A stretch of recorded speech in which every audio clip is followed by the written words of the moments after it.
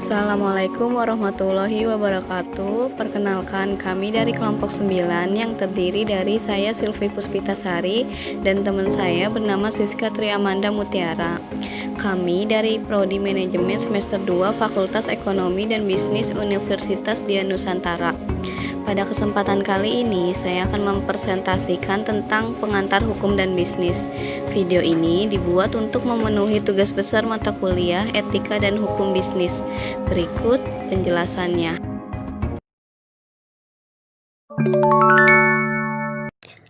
Pengantar hukum dan bisnis. Menurut seorang ahli hukum yaitu HMN Purwosucipto SH, hukum adalah keseluruhan norma yang oleh penguasa negara atau penguasa masyarakat dinyatakan atau dianggap sebagai peraturan yang mengikat bagi sebagian atau seluruh anggota masyarakat dengan tujuan untuk mengadakan suatu tata yang dikehendaki oleh penguasa tersebut. Sedangkan bisnis dapat diartikan sebagai semua aktivitas yang melibatkan penyediaan barang dan jasa yang diperlukan dan diinginkan oleh orang lain yang bertujuan untuk mendapatkan keuntungan.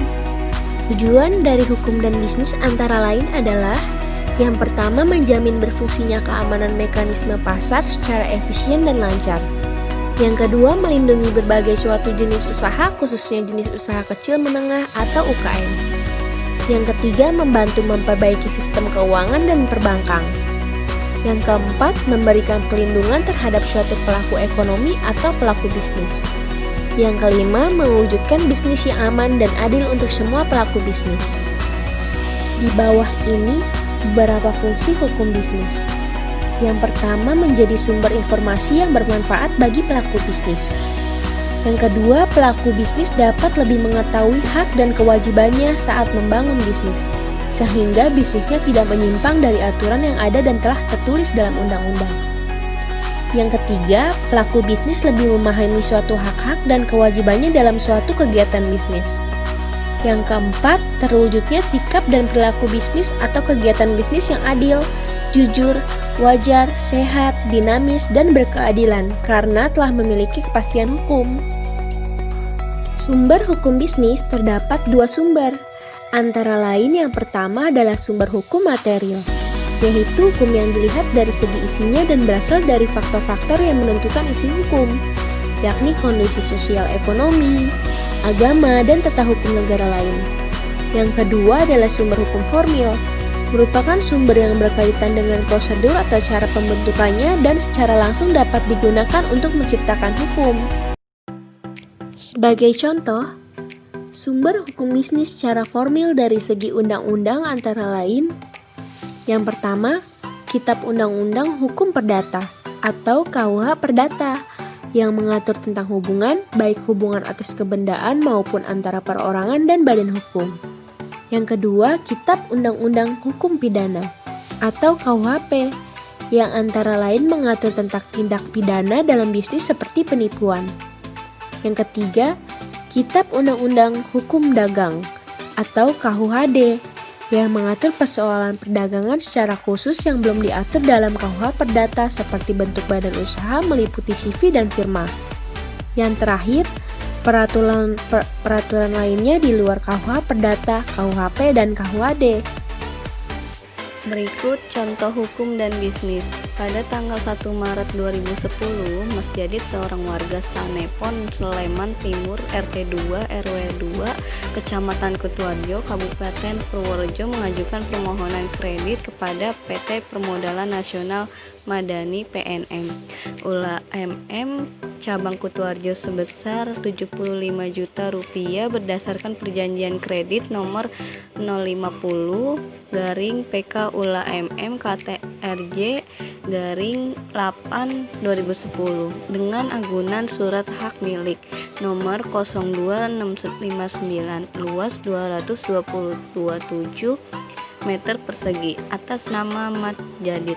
Berikut poin-poin penting yang tercantum di dalam perjanjian kredit nomor 050 PK ULA-MM KTRJ 8 2010. Hutang sebesar Rp75 juta dengan asuran Rp3.358.350 per bulan selama 36 bulan.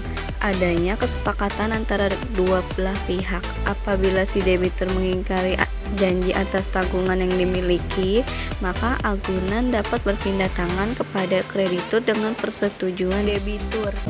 Kemudian pada bulan ke-30 usai kesepakatan perjanjian kredit tersebut, tepatnya tanggal 1 Oktober 2012, PT Permodalan Nasional Madani bersama Pengadilan Negeri tiba-tiba melakukan eksekusi tanah milik Mat Djadid. Dengan alasan tanah tersebut sudah dilelang melalui perantara KPKNL Purwokerto sebesar Rp85.500.000 dan dimenangkan oleh Agus Ri warga Siono Kidul RT 43 RW 08 Desa Loganden, Gunung Kidul dengan alasan Mat Djadid telah melanggar perjanjian dengan menunggak selama 6 bulan. Namun, bersama Yayasan Lembaga Konsumen Indonesia, proses eksekusi tersebut dapat digagalkan. Dalam contoh tersebut dapat kita analisa bahwa perjanjian menurut pasal 1313 KUHP Perdata berbunyi, suatu perbuatan dengan mana satu orang atau lebih mengikatkan dirinya terhadap satu orang atau lebih.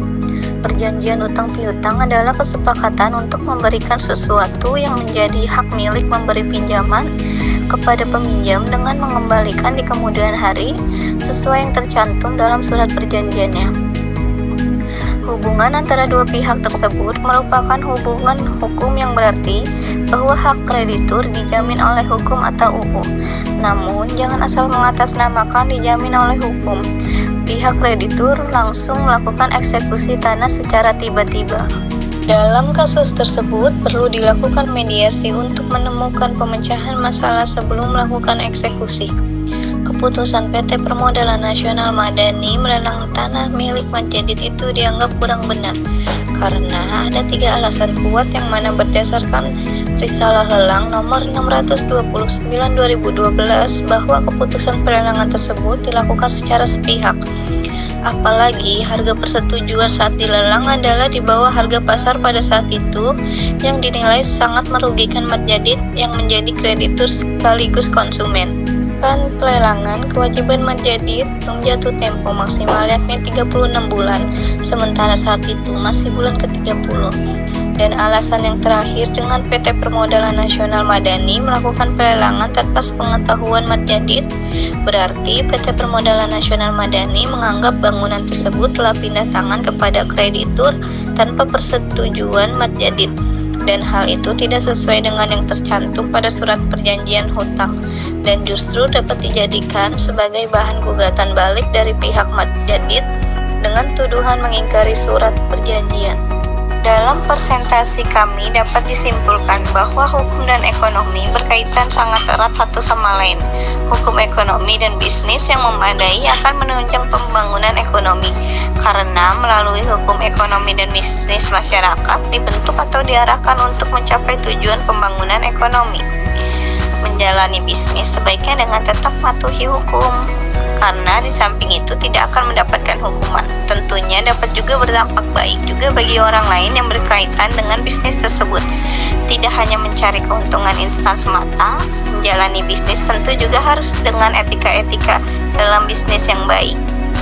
Dalam kegiatan-kegiatan bisnis, hukum jelas diperlukan demi kepentingan para pihak agar terwujud watak dan perilaku aktivitas di bidang bisnis yang berkeadilan, wajar, sehat, dan dinamis. Dan hukum bisnis tersebut harus diketahui atau dipelajari oleh pelaku bisnis sehingga bisnisnya berjalan sesuai dengan koridor hukum dan tidak mempraktikkan bisnis yang bisa merugikan masyarakat luas. Sekian dan terima kasih atas presentasinya.